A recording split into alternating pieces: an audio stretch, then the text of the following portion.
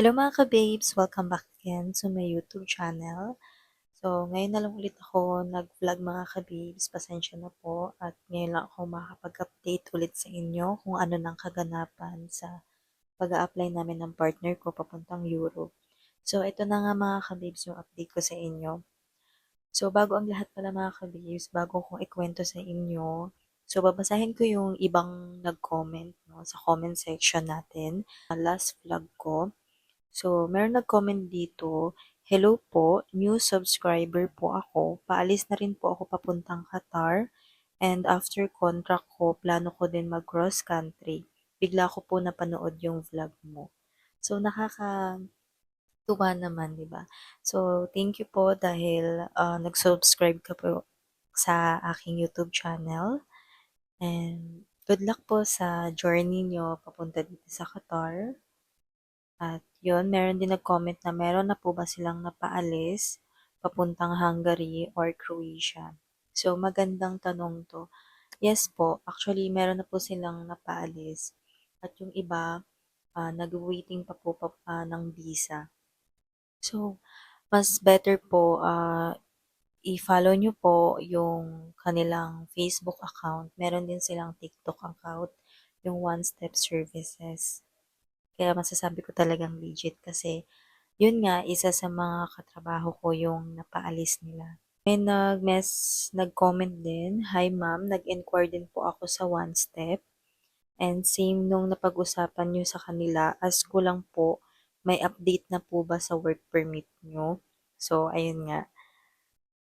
So, nag-inquire ka rin po pala doon sa kanila. So, eto, nag-vlog ako dahil nga, ikukwento ko na sa inyo kung ano yung ah, update ko. So, yun lang naman yung mga nag-comment. So, ayun na nga mga ka-babes. Paano ko ba umpisan 'to? So, ayun nga, diba nung una, kung napanood niyo yung last vlog ko, diba, nagbayad kami una ng 1,500 reals. Then, after nun, waiting kami sa pag-accept doon sa associate na ka-tie up nila sa mismong Europe sa Hungary. So, may nag-email sa akin mga ka-babes nung October 23. So, pakita ko sa inyo dito. So, ibig sabihin yan mga ka-babes, na-receive na nila yung resume ko.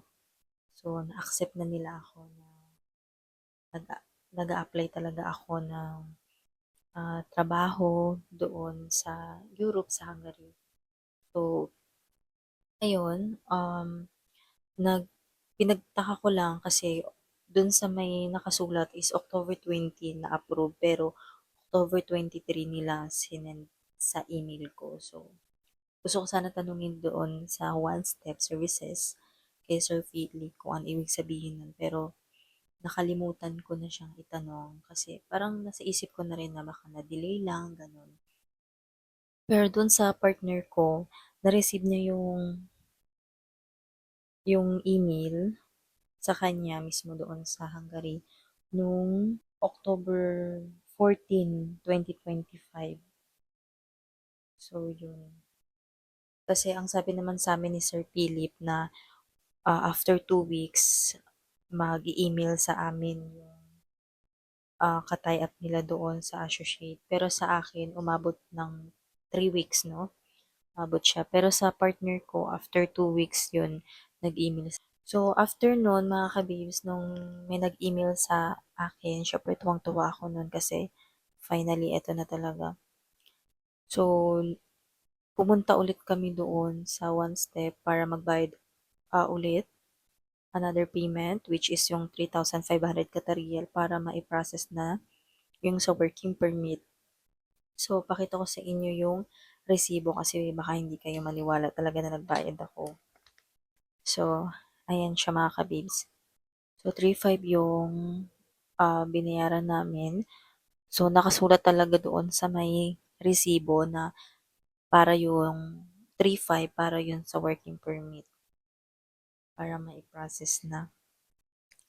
Tapos, nagsingit ako kay Sir Philip yung isa sa mga may-ari ng One Step Services na sabi ko na same company ba kami ng partner ko. Pero ang sabi niya, hindi daw. So, nung tinanong ko yung company, hindi niya pa masasabi pag lumabas na daw yung working permit. And then yun, about naman sa job offer, hindi pa daw nila talaga maipapakita kasi nga, ah, sabay-sabay daw yan after lumabas yung working permit. Doon malalaman. Tapos tinagtanong ko kay Sir Philip na after working permit, ano na yung susunod. So yun, after nun, may mga isisend daw sila sa amin ng mga requirements para ah, makumpleto na yung mga kailangan na documents para sa working permit. So after nun, visa na, ganun. Pero mga kababes, yung partner ko mga kababes, mauuna siya sa akin pag-alis. Hindi kami daw sabay. Pero ang problema kasi ng partner ko, hirapan siyang maghanap ng mauutangan.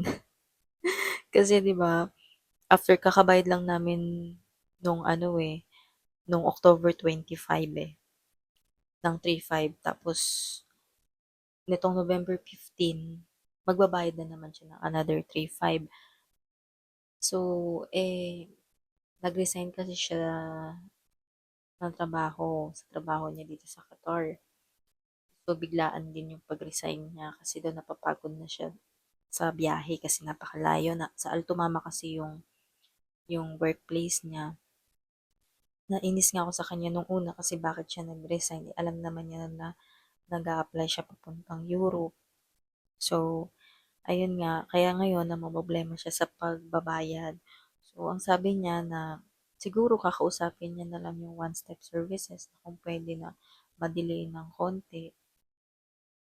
Ganun. So, bahala na kung anong mangyari. Balitaan ko na lang kayo mga kabibs. Pero, yun nga. Pero ako talaga, mayroon naman ako pambayad. Kasi talagang inano ko na yan. Talagang pinlano ko na talaga yan. Kasi alam ko pag nag-apply talaga ng pa-Europe, talagang mabigat talaga sa bulsa. Mahirap kasi na mangutang ka sa iba eh. 'Di ba? Lalo na kung may interest. Kaya kailangan talaga planuhin ng maayos. Biglaan rin kasi yung ano yung pag-a-apply namin dahil nga doon sa nangyari, 'di ba? Doon sa nauna naming agency dahil nga wala lumabas na working permit. So, lumipat na naman kami. Hindi namin ini-expect na ganito pala kabilis yung process sa one-step services. Pero, umpisa pa lang naman kasi, sinabihan ko na yung partner ko na mabilis talaga mag-process ang one-step services kasi nga, yung katrabaho ko, talagang sunod-sunod talaga, ang bilis talaga. Kahit siya nagulat siya. Hirap na hirap din siya nun sa pera. Kasi 13,000 Qatari, saan mo hahanapin yun, 'di ba? Kung yung sahod mo maliit lang tapos magpapadala ka pa sa Pilipinas. So, kaya yun talaga. Kaya alam niyo na mga kabibs, hindi basta-basta talaga mag-Europe. Tapos sinasabi ng iba na try daw nila mag-apply sa Pilipinas kasi wala daw bayad. Imposible na walang bayad kasi. Kaya talagang suntok sa buwan na lang siguro talaga kung walang bayad talaga. Pag-pray mo na lang yun. Kasi ang dami ko rin talagang mga kakilala na sabi nila doon na lang daw sila sa Pilipinas mag-apply.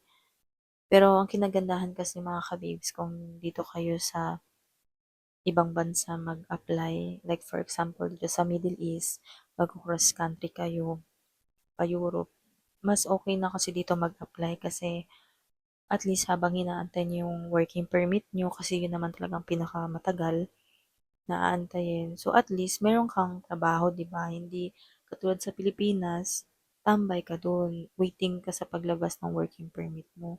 Tapos minsan nadidelay pa yan, minsan nare-reject pa, lalo na yung visa. Kaya talagang napagdesisyonan talaga namin ng partner ko na dito na lang talaga. Actually, gusto ng partner ko din mag-apply sa Pilipinas.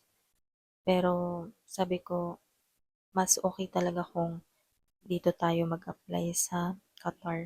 So, ayun nga mga ka-babes, at kung hindi man makakabayad yung partner ko, baka madi-delay siya, baka magkasabay kami, pero depende pa rin talaga kung anong mangyari. So, actually, pinapa-process na siya ni Sir Philip ng police clearance. So, nakakuha na rin siya ng police clearance. Yung sa case ko naman, ang sabi ni Sir Philip dun sa partner ko, na baka daw by December lumabas yung working permit ko, pero hindi pa rin ako maasa. So, ayun lang, abang-abang lang talaga ako sa balita kung anong update. At least, may pera naman akong ipambabayad. At least hindi ako kakabahan. Actually, nangutang din yung partner ko sa akin kasi syempre para may ipangbabayad siya. So, yun nga mga kabis, yung update ko sa inyo. Balitaan ko na lang ulit kayo sa mga susunod pa na mangyayari. Hindi ko na ipapakita sa inyo kung ano yung paano kumuha yung partner ko ng police clearance through Metrash. So, pag nangyari na sa akin, doon ko ipapakita sa inyo. Kasi, iba naman yung case niya sa akin. So, ayun nga mga kababes, share ko lang din sa inyo na hindi pala kami same ng company. Yun nga kasi natanong ko. At saka, iba kami ng trabaho doon at saka ng accommodation. So, ayun, kita-kits na lang kami doon sa Hungary. So, ayun lang naman mga kabib sa mga update ko sa inyo ngayon. So, next time, mag-vlog ulit ako, update ko kayo kung ano pa ang kaganapan. So, ayun lang. Thank you for watching. Bye!